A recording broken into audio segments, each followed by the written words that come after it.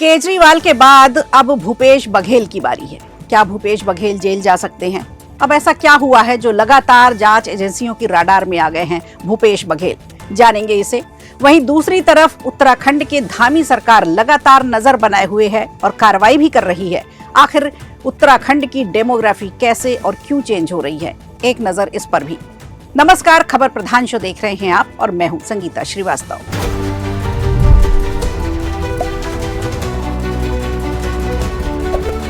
छत्तीसगढ़ के पूर्व सीएम भूपेश बघेल की मुश्किलें कम होने का नाम नहीं ले रही। एक जांच की फाइल कंप्लीट नहीं हो पाती कि दूसरी फिर खुल जाती है।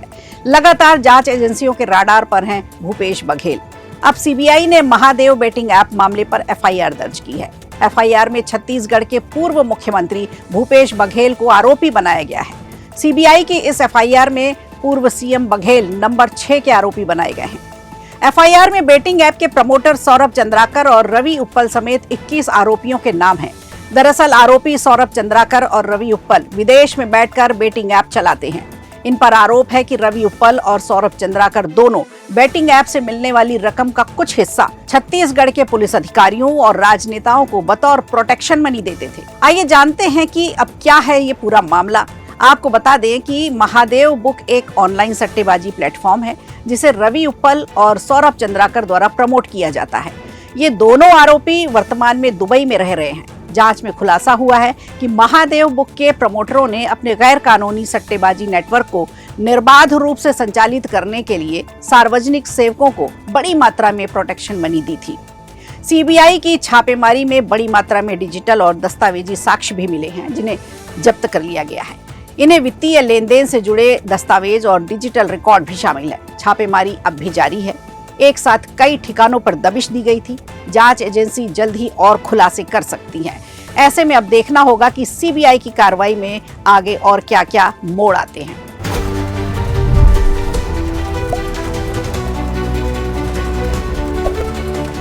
इधर देवभूमि की बात करें तो उत्तराखंड का हाल दिनों दिन बेहाल हो रहा है, लेकिन अब धामी सरकार ने एक्शन लेना शुरू कर दिया है। यहाँ के मदरसों और मजारों को लेकर अक्सर चर्चा में रही यहाँ की डेमोग्राफी। राज्य में मौजूद मदरसों और मुसलमानों की जनसंख्या की जांच के आदेश ने एक बार मुद्दा फिर गर्मा दिया है। मुख्यमंत्री पुष्कर धामी ने राज्य के मदरसों की जांच के आदेश दिए हैं। मुख्यमंत्री के निर्देश में राज्य में संचालित सभी मदरसों की पारदर्शिता सुनिश्चित की जाएगी। इस जांच अभियान का मुख्य उद्देश्य है अवैध गतिविधियों पर रोक लगाना। साथ ही ये भी सुनिश्चित करना है कि सभी मदरसे कानूनी ढांचे के भीतर कार्य कर रहे हैं या नहीं। उत्तराखंड में डेमोग्राफी के मुद्दे को लेकर अब एक और बड़ी खबर सामने आई है जो इस बात की पुष्टि करती है कि वाकई डेमोग्राफी चेंज हो रही है। दरअसल खबर उधम सिंह नगर जिले से है, जहां खेती की जमीनों को उत्तर प्रदेश, बिहार से आए मुस्लिम भूमाफिया खरीद रहे हैं और फिर 100 रुपए के स्टाम्प पेपर पर 500 से 1000 वर्ग फुट के प्लॉट काटकर बेचे जा रहे हैं। मुस्लिम बस्तियां बसाई जा रही हैं। जिस तेजी से जमीनों की खरीद फरोख्त हो रही है उससे प्रशासनिक तंत्र भी हैरान है। हालांकि उधम सिंह नगर जिला प्रशासन ने ऐसी सूचनाएं मिलने पर खरीद बिक्री पर रोक लगाने का निर्णय लिया है। 2011 की जनगणना के मुताबिक उत्तराखंड में मुस्लिम आबादी लगभग 14% थी, लेकिन अब देहरादून, हरिद्वार, उधम सिंह नगर और नैनीताल जैसे जिलों में 30% से ज्यादा हो गई है। इसे राज्य की सांस्कृतिक और धार्मिक संरचना के लिए बड़ी चुनौती माना जा रहा है। यानी अब कानून के दायरे में रहकर ये भूमाफिया बड़े ही शातिराना तरीके से काम कर रहे हैं, जिससे इन पर एक्शन न लिया जा सके। लेकिन अब जागी धामी सरकार, देखते हैं देवभूमि को कैसे बचा पाती है और इन पर कैसे एक्शन लेती है। खबर प्रधान में आज के लिए इतना ही। दीजिए इजाजत, नमस्कार। वीडियो अच्छा लगा हो तो लाइक कीजिए, शेयर कीजिए और कमेंट बॉक्स में हमें जरूर बताइए।